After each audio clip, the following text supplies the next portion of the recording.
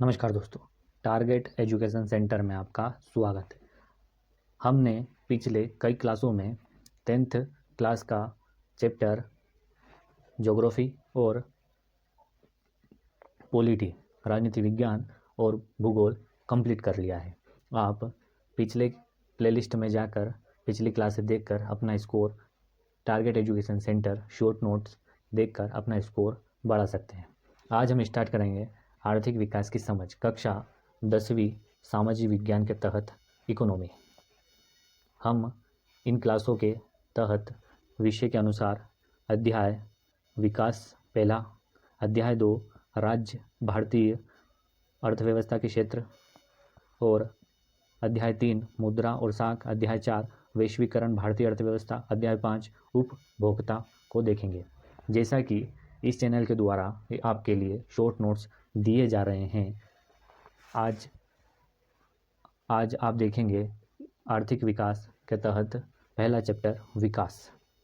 आप इस चैनल के लिंक में जाकर टेलीग्राम से यह PDF प्राप्त कर सकते हैं। आज हम देखेंगे विकास। विकास विभिन्न व्यक्ति और विभिन्न लक्ष्य। लोगों के विकास के लक्ष्य भिन्न हो सकते हैं।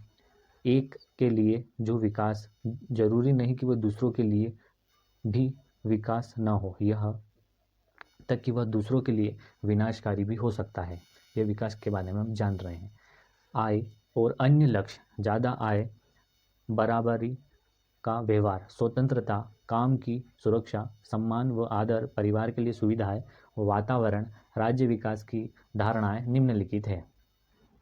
हम देखेंगे आगे बैंक विश्व विकास रिपोर्ट 2006 के अनुसार 2004 में प्रति व्यक्ति आय जिन देशों में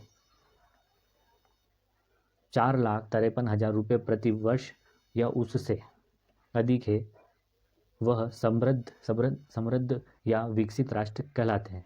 जिनकी आय 37,000 रुपये प्रति वर्ष या उससे कम है, वह विकसित और निम्न आय वाले देश कहलाते हैं।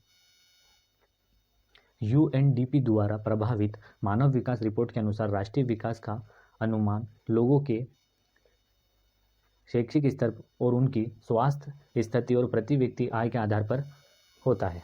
आइए हम जानेंगे कि धारणीय विकास क्या है। विकास हो पर इसे परिवेश पर्यावरण में हानि न पहुंचे, इस बात का ध्यान रखेंगे। धारणीयता क्या है? ऐसे नियंत्रण प्रक्रिया जो भविष्य की नस्ल की उत्पादकता में होने हानि पहुंचा बिना वर्तमान नस्ल की आवश्यकताओं की संतुष्टि कहलाती है। इसे धारणा कहते हैं। औसत आय क्या होता है? देश की कुल आय देश की कुल जनसंख्या से भाग औसत आय निकाली जाती है। यह प्रति व्यक्ति आय भी कहलाती है। अब हम देखेंगे शिशु मृत्यु दर। किसी वर्ष पैदा हुए 1000 जीवित बच्चों में से 1 वर्ष की आयु से पहले मर जाने वाले बच्चों का अनुपात दिखाती है शिशु मृत्यु दर। साक्षरता 7 वर्ष या उससे अधिक आयु के लोगों में साक्षर जनसंख्या का अनुपात को साक्षर दर कहते हैं। उपस्थित अनुपात 6-10 वर्ष के आयु के स्कूल जाने वाले कुछ बच्चों का उस आयु वर्ग के कुल बच्चों के साथ प्रतिशत उपस्थिति अनुपात कहलाता है। राष्ट्रीय आय देश के अंदर उत्पादित सभी वस्तुओं और सेवाओं के मूल्य और विदेशों से प्राप्त आय के जोड़ को राष्ट्रीय आय कह सकते हैं। आप अपने एग्ज़ाम में जैसे परिभाषा आती है, औसत किसे कहते हैं या औसत आय किसे कहते हैं, शिशु मृत्यु दर, साक्षरता और राष्ट्रीय आय, इसकी परिभाषा लिख सकते हैं। यह जैसे कि टारगेट एजुकेशन सेंटर की तरफ से नोट्स चलाए जा रहे हैं, आप इन शॉर्ट नोट्स से तैयारी करके अपने स्कोर बढ़ा सकते हैं। अब हम इस अध्याय के कुछ क्वेश्चन भी करेंगे। पहला क्वेश्चन है कि विश्व बैंक विभिन्न वर्गीकरण करने के लिए किस प्रमुख मापदंडों का प्रयोग करता है? इस मापदंडों की अगर कोई है तो वह सीमाएं क्या है? विश्व बैंक द्वारा समाधान है कि विभिन्न देशों का वर्गीकरण करने के लिए प्रमुख रूप से आय मापदंडों का प्रयोग किया जाता है। जिन देशों की आय अधिक होती है उन्हें कम आय वाले देशों अधिक विकसित माना जाता है। कम आय होती है तो वह विकसित देश के अंतर्गत आते हैं, परंतु विभिन्न देशों की तुलना करते समय उनकी कुल लायक को ध्यान में रखकर कोई निष्कर्ष निकालना उचित नहीं है। इनका निष्कर्ष निकालना उचित नहीं है, क्योंकि विभिन्न देशों की जनसंख्या विभिन्न होती है, इसलिए इससे यह पता नहीं चलता कि औसत व्यक्ति क्या कमा रहा है। इसलिए दो देशों की तुलना करते समय बुलाई की बजाय 27 तुलना करते हुए इसी औसत आय के प्रति व्यक्ति आय की कहा जाता है। विश्व बैंक अपनी 2006 की विश्व बैंक रिपोर्ट इसकी औसतन आय में मापदंड देशों का वर्गीकरण किया जाता है। वह देश के औसत प्रति व्यक्ति आय 1066 प्रति वर्ष और उससे अधिक उन्हें समृद्ध देश माना जाता है। जिन देशों की प्रति व्यक्ति आय $825 प्रति वर्ष उससे कम है तो उन्हें निम्न आय देश माना जाता है। अब हम देखेंगे दूसरा प्रश्न, विकास मापने पर यूएनडीपी का मापदंड किन पहलुओं में विश्व बैंक के मापदंड से अलग है। दूसरे का आंसर हम देखेंगे कि विश्व बैंक के विभिन्न देशों के विकास की तुलना में करते समय केवल आय के मापदंडों को ही नहीं महत्व दिया जाता, परंतु यह मापदंड उचित नहीं है, क्योंकि बेहतर जीवन व्यतीत करने के लिए आय के अतिरिक्त भी कुछ अन्य चीज़ों की आवश्यकता पड़ती है। विश्व बैंक के वर्गीकरण से परे हटकर यूएनडीपी ने जो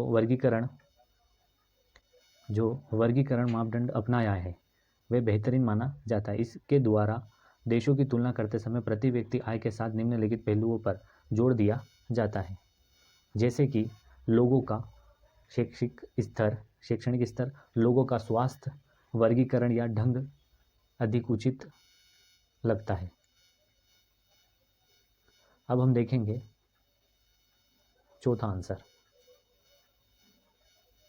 तीसरा, धारण की विषय विकास के लिए महत्वपूर्ण है।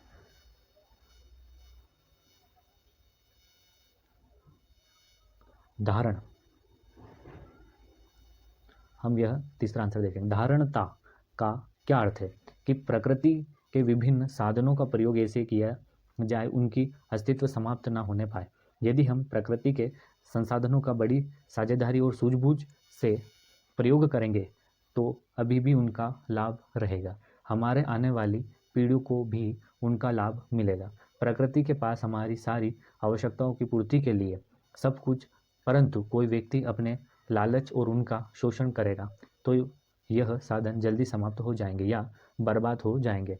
हमारे आने वाली पीढ़ी के लिए कुछ नहीं बचेगा। इसी स्थिति में कभी भी लाने का प्रयत्न नहीं करना चाहिए। लालच की तैयारी हमें संसाधनों और उचित प्रयोग करना चाहिए ताकि हम भी भूखे ना रहें और आगे आने वाली पुश्तें भी उन्हें वंचित ना रह जाए।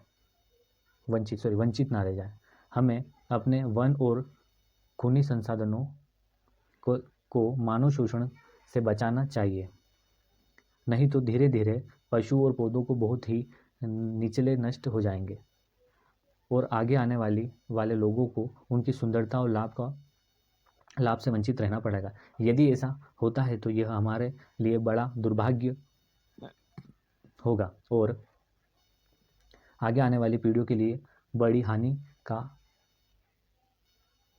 रखी जाएगी। इसलिए हमें अपने संसाधनों का प्रयोग उचित मात्रा में करना चाहिए।